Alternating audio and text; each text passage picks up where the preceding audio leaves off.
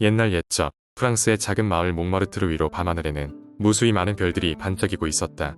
이 별들 중에서도 특별한 작은 별 루미네즈는 밝고 호기심이 가득한 별이었다. 어느 날 밤 루미네즈는 하늘을 바라보며 땅 위에 있는 신비로운 것들에 대해 궁금해졌다. 특히 이 작은 별은 빛나는 에펠탑과 셰르파리 강가에 흐르는 은빛 물결, 그리고 아름답게 빛나는 루브르 박물관에 대해 무척 궁금했다. 그러던 중 루미네즈는 특별한 힘을 가진 은하수 할머니를 만나게 된다. 은하수 할머니는 하늘과 땅의 이야기를 알고 있는 지혜로운 별이었다. 은하수 할머니, 루미네즈가 조심스럽게 물었다. 나는 지구에 내려가 아름다운 풍경들을 직접 보고 싶어요. 어떻게 하면 될까요? 은하수 할머니는 미소를 지으며 대답했다. 작은 루미네즈여, 너의 소망이 강렬하니 내가 특별한 마법을 걸어주마. 하지만 주의해. 지구 위에서 하루가 지나면 반드시 돌아와야 한다. 그렇지 않으면 다시 하늘로 돌아오지 못할지도 몰라. 루미네즈는 기쁘게 동의했고 은하수 할머니는 마법의 빛을 통해 루미네즈를 작은 빛의 형태로 변신시켰다. 이제 지구로 내려갈 준비가 된 루미네즈는 하늘에서 부드럽게 떨어져 몽마르트르 마을 위에 착륙했다. 맑은 밤하늘 아래에서 그녀의 첫 번째 목적지는 에펠탑이었다. 가까이서 본 에펠탑은 더욱 경이로웠다. 탑에서 내려다보는 파리의 전경은 환상적이었고 루미네즈는 그 순간을 마음속에 깊이 새겼다. 그녀는 밤하늘을 보며 스스로가 얼마나 큰 세계의 작은 일부인지 깨달았다. 다음으로 루미네즈는 세네강을 따라 걸었다. 강물은 마치 반짝이는 보석들처럼 빛났고 이 물방울 속에서 그녀는 세상의 끝없는 아름다움을 느낄 수 있었다. 루미네즈는 강가에서 수많은 사람들을 보며 각자의 삶 속에서 물이 지어 움직이는 별들처럼 보인다는 것을 깨달았다. 마지막으로 루미네즈는 루브르 박물관을 향했다. 수많은 예술 작품들 속에서 그녀는 인간의 창조력과 상상력이 얼마나 경이로운지 감탄했다. 특히 모나리자의 미소는 그녀에게 잔잔한 평화로움을 주었다. 그러나 시간이 점점 흐르면서 루미네즈는 은하수 할머니의 경고를 떠올렸다. 하늘로 돌아가기 위해서는 다시 몽마르트르의 능선으로 돌아가야 했다. 아쉽게도 지상의 시간을 더 보내고 싶은 마음이 컸지만 그녀는 하늘에서의 자리도 잊지 않고 있었다. 몽마르트르로 돌아가는 길에 루미네즈는 지구에서의 경험을 감사히 여기며 마음속의 추억을 간직하기로 했다. 마침내 몽마르트르에 도착한 그녀는 은하수 할머니의 마법의 힘으로 다시 하늘로 돌아갔다. 하늘로 돌아온 루미네즈는 이전과는 다른 눈으로 세상을 바라보았다.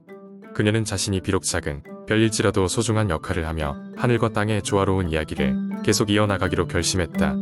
그 뒤로도 밤하늘의 무수한 별들 속에서 루미네즈는 사람들에게 빛을 전하며 그들에게 꿈과 희망을 속삭이는 작은 별로 계속 빛나고 있다. 두 번째 이야기. 옛날 옛적 프랑스의 아름다운 시골 마을에는 참나무와 소나무 그리고 은빛 나무가 무성한 마법의 숲이 있었다. 이 숲은 그 자체로 신비로운 힘을 가지고 있었으며 숲에 들어간 자는 자기의 마음에 따라 길을 찾거나 미로 속에 갇히게 되기도 했다. 마을 근처에는 피에르라는 젊고 총명한 소년 이오로머니와 함께 살고 있었다. 피에르는 항상 모험을 꿈꾸며 새로운 것을 발견하는 걸 좋아했지만 엄마는 언제나 숲의 위험을 경고함에도 곳에 가지 못하도록 했다. 그런 피에르가 어느 날 독수리가 물고 가버린 소중한 가족의 목걸이를 찾기 위해 마법의 숲에 들어가기로 마음먹었다. 그가 숲의 입구에 도착하자마자 신비한 일이 일어났다.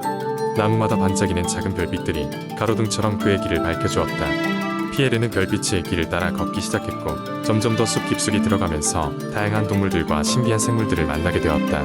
토끼는 그에게 숲의 신비를 이야기하며 어디로 가야 할지를 알려주었고 여우는 마법의 숲에서 살아남는 방법을 가르쳐주었다. 숲의 중간쯤 이르렀을 때 피에르는 말하는 까마귀의 한 마리를 만났다. 까마귀는 피에르에게 그들이 찾는 목걸이가 숲의 가장 깊은 곳 거대한 은빛 나무 아래에 묻혀 있다고 말해주었다. 피에르는 까마귀의 가르침을 받아 은빛 나무로 향했다.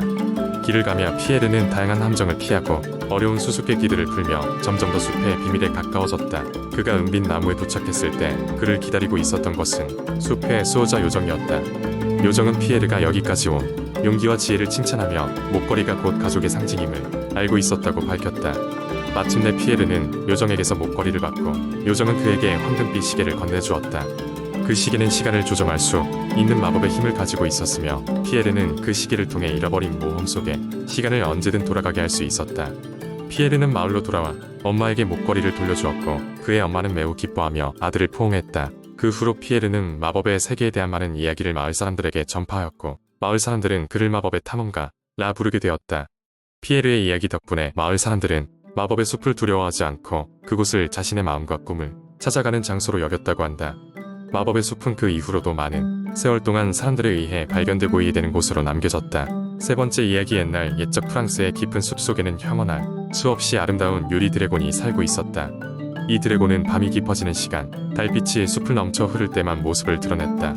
그의 비늘은 마치 투명한 크리스탈 같았고 달빛이 비추면 온 숲의 환상에 빛을 선사했다. 마을 사람들은 이 드래곤을 두려워하기도 했지만 동시에 그 빛의 아름다움에 매료되었다. 그래서 매달 보름달이 뜨는 날이면 마을 사람들은 숲 가장자리에 모여들어 드래곤이 나타나길 기다리곤 했다. 어느 날 마을에는 엘렌이라는 어린 소녀가 있었다. 그녀는 유리 드래곤을 매우 보고 싶어 했지만 어린아이라는 이유로 항상 부모님의 보호 아래에만 있어야 했다. 그러나 달빛 드래곤에 대한 동경은 시간이 지날수록 더욱 커져만 갔다. 엘렌은 드디어 용기를 내어 보름달이 뜨던 밤 몰래 집을 빠져나와 숲으로 향했다. 숲속은 고요했지만 그녀의 심장은 빠르게 뛰었다. 엘렌은 달빛이 들이온 길을 따라 발 한 발 조심스럽게 걸어갔다. 그러다 마침내 그녀는 숲의 가장자리에 도달했고 마치 마법처럼 유리 드래곤이 그녀 앞에 나타났다. 드래곤은 엘렌을 발견하고 신기한 듯 그녀를 바라보았다. 엘렌은 두려움을 이겨내고 따뜻한 미소를 지으며 드래곤에게 말을 걸었다. 안녕, 난 엘렌이야. 넌 정말 아름다워. 그녀는 두려움보다 호기심이 더 컸다. 드래곤은 부드럽게 목소리를 내며 응답했다. 안녕, 작은 아이야. 나의 이름은 루미엘은 이렇게 직접 찾아와 준 것은 내가 처음이구나. 드래곤은 엘렌에게 자신의 친구가 되어달라고 요청했다. 이후로 엘렌과 루미엘은 깊은 우정을 나누었다. 엘렌은 드래곤과 함께 밤하늘의 별을 보며 이야기를 나누곤 했다. 드래곤은 엘렌에게 세상의 모든 신비한 것들에 대해 이야기해 주었으며 엘렌은 드래곤에게 마을 소식을 들려주었다. 하지만 드래곤 루미에르의 비밀은 마을에 점차 알려지기 시작했고 욕심 많은 사람들이 루미에르의 비늘을 가져다 팔기 위해 숲에 들어오기 시작했다. 엘렌은 마을 사람들을 설득하기 위해 속상하면서도 용기를 내어 마을 회의에 나섰다. 엘렌은 마을 사람들 앞에서 이렇게 말했다. 루미에르는 우리의 친구예요. 그를 해치려는 것은 잘못된 일이에요. 정말 중요한 것은 그의 비늘이 아니라 그가 우리와 함께 나누는 시간과 이야기예요. 엘렌의 진심 어린 호소는 마을 사람들의 마음을 움직였고 그들은 드래곤을 해치지 않기로 약속했다. 따라서 유리 드래곤 루미에르는 엘렌과 함께 오랜 시간 동안 행복하게 살며 숲을 지켰다. 그 후로도 유리 드래곤의 전설은 세대를 넘어 전해졌고 엘렌의 용기 있는 행동은 마을의 영웅담이 되었다. 그리고 숲은 계속해서 신비롭고 평화로운 장소로 남았다. 네 번째 이야기 옛날 옛적 프랑스의 푸르른 숲 가운데 벨르 장미 라는 아름다운 꽃이 필 무렵 작은 마을이 자리 잡고 있었습니다. 이 마을에는 마리라는 마음씨 착한 소녀가 살고 있었어요.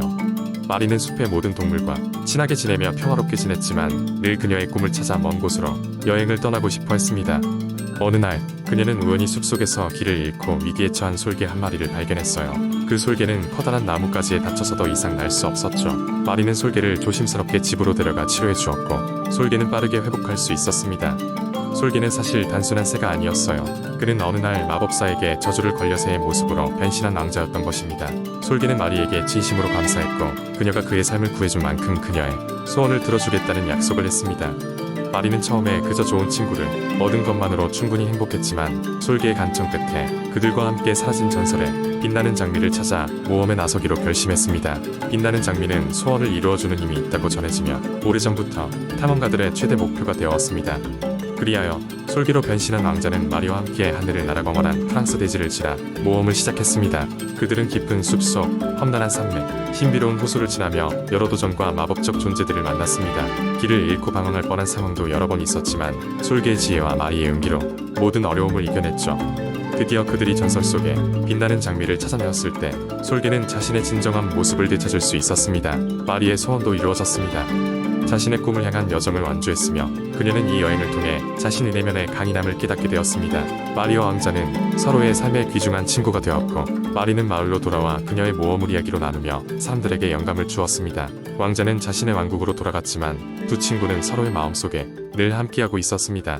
이후로도 프랑스의 숲에는 그들의 이야기가 전해지며 사람들에게 용기와 희망을 주는 이야기로 남게 되었습니다.